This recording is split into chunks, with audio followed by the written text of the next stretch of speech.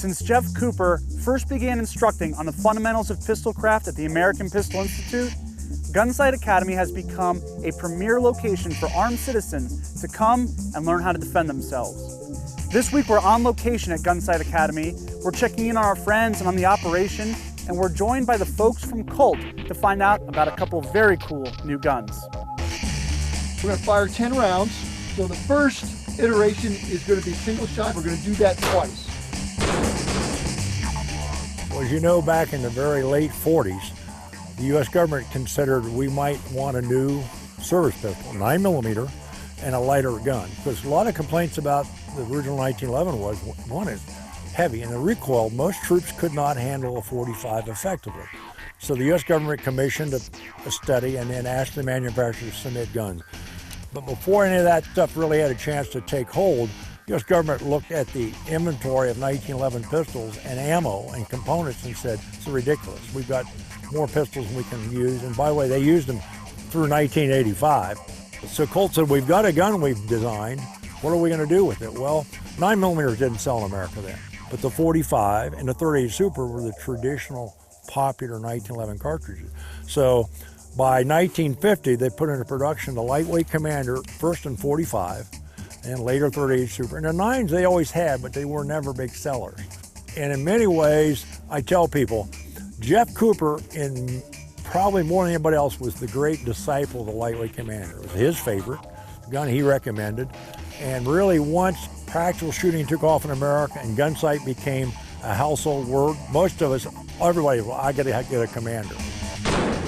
The Colt Lightweight Commander Gunsight pistol is sort of a special edition version of our Lightweight Commander. So these are great little carry guns. We kind of do it in concert with Gunsight here. Of course, the instructors and the folks that own and run Gunsight have basically all the input into what goes in these pistols. They've really done a great job of kind of coming up with a feature set that's right for a facility like this, where you're going to go and you're going to shoot classes, you're going to shoot drills, and you've kind of got the features you need, and you're kind of skipping all the ones, all the glimmer and glitz that maybe some other things have. We took all the features of the well-known, renowned Colt Gunsite pistol and just simply transferred it into the 9mm platform. As Jeff Cooper said, it has all the things a fighting pistol needs and none that it does not. It's got great sights, a tremendous trigger. It fits everybody's hand. The speed bump on the grip safety to help disengagement of it is great. The trigger is just amazing on what it is, because that's important. Everything we do here obviously has impact on where that bullet goes downrange. One feature that shooters really prefer in the Colt Gunsight pistol is actually the fact that it's a Series 70. What this means is it doesn't have sort of that later, what we call 80 series firing pin safety block that the later guns have. What we do to sort of address the safety concerns that people might have that led us to the Series 80 action is actually use a titanium firing pin in the guns to reduce the mass, so that if you do drop it, it still is drop safe, but it's a 70 series. You get that kind of crisp trigger pull of the 70 series. The Lightweight Commander is a great carry size gun. It has the sight radius that's still big enough where even with older eyes and corrected eyes, you still got good sight radius, but you've got the good grip platform here to hold on to make sure you can control that gun better. So if you can shoot a 9mm caliber more accurately and more quickly than you can a bigger caliber, why not?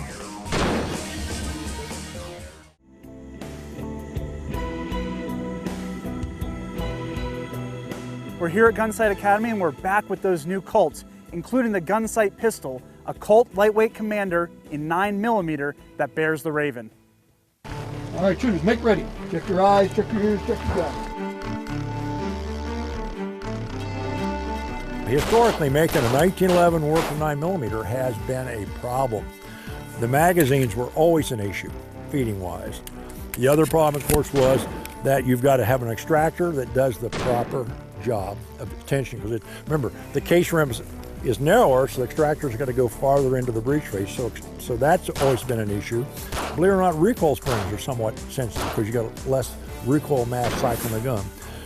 And so in recent times, I would say you could actually argue that 10 round capacity, remember a lot of places in America you can't have any more than 10 rounds now, 10 plus 1, a flat package, easy to shoot, 1911 trigger, and I think today, and I predict for the future, the 9mm 1911 platform, particularly in the lightweights and the more compact, in many ways is the gun of the future. If you get on the front sight, it's dependent upon your stance. You want to be strong, but just nailing that front sight, staying on that front sight, and then quickly bip on the trigger and follow through. So the 250 pistol focuses on mindset, gun handling, and marksmanship. Of this 5-day class, the first 2.5 days are spent in the classroom and on the square range, where they're learning that presentation, how to clear malfunctions, proper follow through on the sights, follow through on the trigger, those solid fundamentals of marksmanship we have to have. Wednesday morning is the mindset lecture, and that's probably the most important lecture that you get here, because this is not always the answer. So we focus on that. Wednesday afternoon, they start working with door frames and barricades because we're getting ready to introduce them to those live fire simulators, the shoot house and the outdoor simulator. Thursday morning, they're in those live fire simulators one-on-one with the instructor, negotiating doors, windows, furniture, judgment. Is it a good guy or is it a bad guy? Do I shoot? Do I not shoot? How do I move through? So they do that indoors and they do that outdoor. Thursday night is the night shoot. Miscreants hunt at night. We've got to be able to know how this flashlight works and how we can make use of it when we're shooting with it. So they do that Thursday night. Friday morning, they're back in those simulators again. Let's see what they've learned.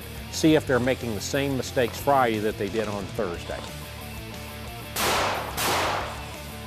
So we've been out here for a couple days kind of running an accelerated Gunsite 250 course. The round counts have been very high, and of course the environment here in Paulden, Arizona here at Gunsight, the weather can change a lot from temperature, and as well we were kind of shooting in this fine gravel and sand environment, so it can be really tough on a gun. I've seen a lot of guns fail here, and the instructors will reiterate that. You want to break a gun, bring it to Gunsight. But the positive is, this Gunsite pistol, this Colt Lightweight Commander 9mm, it's been running flawlessly. I haven't had a single stoppage, and it's really been shooting well and holding up very well. Just a little bit of lube like all 1911s need, and it's really been handling this class very well. I'm very impressed.